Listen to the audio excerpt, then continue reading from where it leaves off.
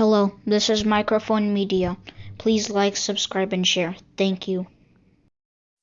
ሰላም ጤና ይስጥልኝ። እንደምናዋላችሁ እንደምናደራችሁ በመላው ዓለም ላይ ያላችሁ አድማጮቻችን ሰላም ለእናንተ ይሁን። ይህ ማይክሮፎን ሚዲያ ቁጥር 2 ነው። ለማይክሮፎን ሚዲያ ቁጥር 2 አዳዲሱ ቻናላችን ነው። አድማጮቻችን በአማርኛ ወደ እናንተ የምንመጣበትና ይህንን ሰብስክራይብ ያላደረጋችሁ ሰብስክራይብ አድርጉ። የደወል ምልክቷን ተጭናችሁ ኦል የምትለዋን አትርሱ።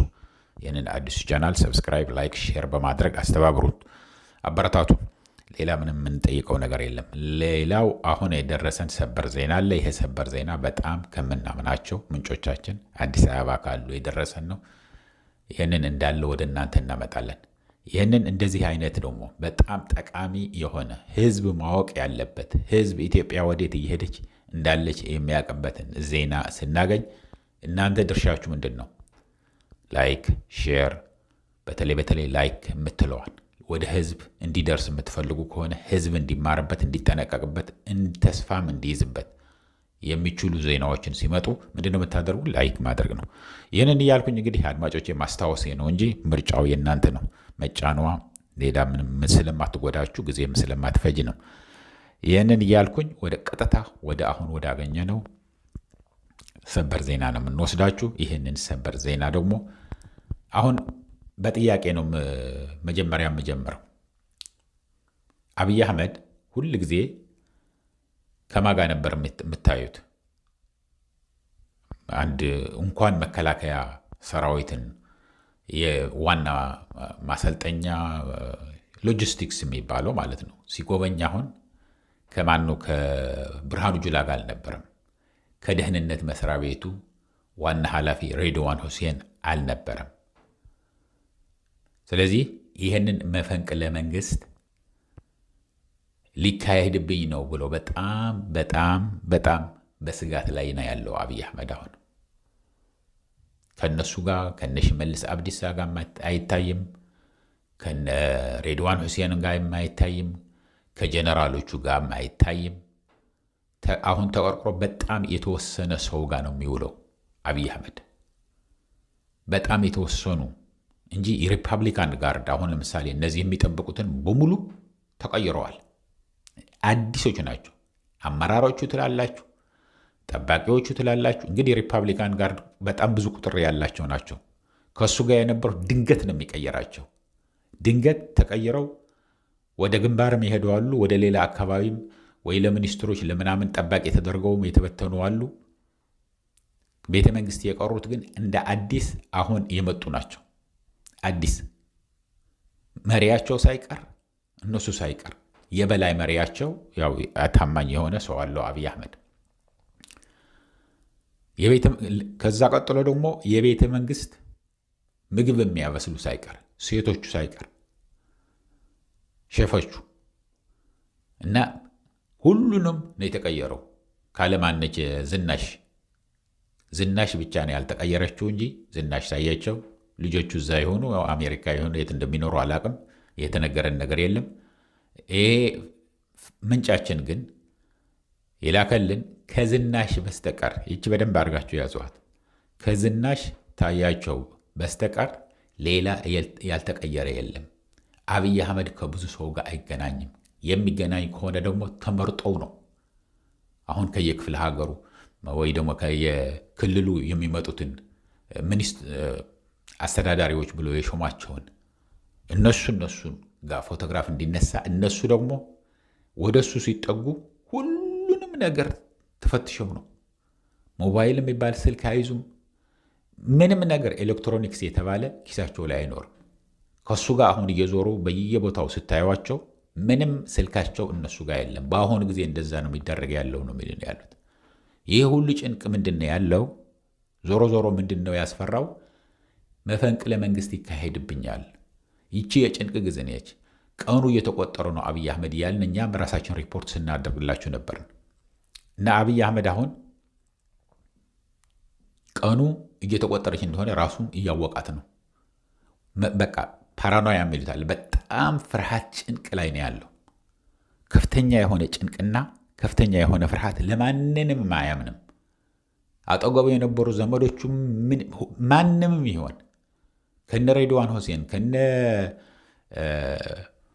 ብርሃኑ ጁላ የበለጠ የሚቀርባቸው ከነሱ ጋር በቃ አንድ ታንክም ከተሰራ ወይ አንድ ፌክ ድሮንም ከተሰራ ከነሱ ጋር ሂዶ ነበር የሚያየው። አሁን የመከላከያ ሚኒስቴር ሎጂስቲክስ እንኳን ሲያስጎበኝ እነዚህ የምታዩቸው ያላችሁ የክልሉ ፕሬዚደንት በሏቸው ወይ ርዕሰ መስተዳደር በሏቸው ብርሃኑ ጁላ አልነበረም። እዛ ብርሃኑ ጁላ አልነበረም። ማንኛውም ጀነራል አልነበረም። አሁን የምታዩት ያላችሁ ፎቶግራፍ በስተቀኝ በኩል የምታዩት ያላችሁ ብዙዎቹ መከላከያ ሚኒስትር አይሻ መሐመድ ብቻ ነው ያለችው። ብርሃኑ ጁላ የሌለበት እንግዲህ ፊልድ ማርሻል ኢታማጆር ሹም ነው። ከአብይ አህመድ ቀጥሎ ትልቁ ስልጣን ያለው ብርሃኑ ጁላ ነው። እሱ ግን አልነበረም።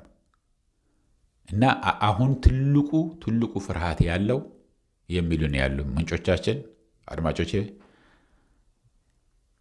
መፈንቅለ መንግስት ወይ ደግሞ ግድያ ይፈጸምብኛል ነው። ከፍተኛ የሆነ ፍርሃት ያለው የሚያምናቸው የነበረ ከታች አውርዶ ፊልድ ማርሻል ብሎ የሾማቸውም ሳይቀር ማመን አልቻለም። አሁን በተለይ የሌላ ብሔር ያላቸው አሁን ለምሳሌ እንደነ አበባው ታደሰማ ጭራሽ አጠገቡም አይደርሱም። ጭራሽ ማንም አያስጠጋቸውም። ይሄንን የሪፐብሊካን ጋርድም ይነጋገራሉ ከመከላከያ ሚኒስቴር ጋር ኮኦርዲኔት አድርገው ሊጥሉኝ ይችላሉ ብሎ ስላሰበ ከላይ ከመሪያቸው ጀምሮ እስከ ታች ድረስ እንዳለ በውዟቸዋል። ስለዚህ አብይ አህመድ ከፍተኛ ጭንቅ፣ ከፍተኛ መከራ፣ ከፍተኛ ፍርሃት ውስጥ እንዳለ ነው የሚነግሩን ያሉት። መፈንቅለ መንግስቱም ሳይነሳም አይቀርም ነው። ህዝቡም ሰራዊት በተለይ እስከ መቼ ድረስ ነው እንደዚህ እየሞትን የምንኖረው? ጭራሽ ሰራዊቱ የመዋጋት ፍላጎት የለውም። እጁ መስጠት ነው። በማይሆን ይርባም አይርባም አንድ ጥይት ከተተኮሰ ጠበንጃውን ጥሎ የሚሸሽ ብቻ ነው ያለው፣ ወይ እጁን የሚሰጥ ነው። አሁን ፋኖ ይገድለናል ይል ስለነበረ ትንሽ ይዋጋ ነበረ። አሁን ግን ፋኖ እየተቀበለ ልክ የትግራይ ሰራዊት እንደሚያደርገው ተንከባክበው እያስቀመጣቸው ነው ስለተባለ ቀጥታ ሄዶ አንድ ጊዜ ጥይት ትተኮስ እንዳለ ነው የሚያስረክበው ያለው። ስለዚህ ይህንን ነገር መቼ ነው የሚቆመው? ተነጋግረን ለምን አንፈታው? ከሁሉም ጋር መስማማት ለምን አንጀምርም? የሚል ጥያቄዎች ስላመጡ እነዚህ የመከላከያ ሚኒስትር ከእነ ብርሃኑ ጁላ ጀምሮ ማለት ነው፣ ከደህንነት መስሪያ ቤቱ ሬድዋን ሁሴን ጀምሮ ማለት ነው፣ እነሱን አባሮ አጠገቤ አደርግሃለሁ ብሎ ነው አሁን ለጊዜው ብሎ ያለው። ግን አይታዩም፣ ከእሱ ጋር አጠገቡ አይታዩም። እና አሁን ዋናው ይህንን የሆነበት ፍርሃት ነው። የአብይ አህመድ ከስልጣኔ ለማስወገድ ኩዴታ ይፈጽሙብኛል፣ መፈንቅለ መንግስት ያካሂዱብኛል፣ ህይወቴንም ያሰጋኛል ስላለ ነው። ስለዚህ ቅድም ምንድን ነው ያልኩት? ከዝናሽ በስተቀር ያልተለወጠ ያልተባረረ አጠገቡ የሚደርስ የለም። እሷ ብቻ ነች አሁን ያለችው። እሷም እስከ መቼ ድረስ ነው የሚታወቀ ነገር የለን ነው ብሎ እየሳቀ ነው የነገረን ይሄ ምንጫችን። እና ይሄንን ሰው እንዲያውቀው ሰው እንዲሰማው ንገሩ፣ ልሳን ሆኑት። ኢትዮጵያ ልትፈርስ ትችላለች። ኢትዮጵያ አሁን አብይ አህመድ እንደዚህ ሆኖ አንድ ነገር ቢደረግ መፈንቅለ መንግስት ቢካሄድበት ሰላም ይመጣል ማለት አይደለም። መፈንቅለ መንግስት የሚያካሂደው ማን ነው?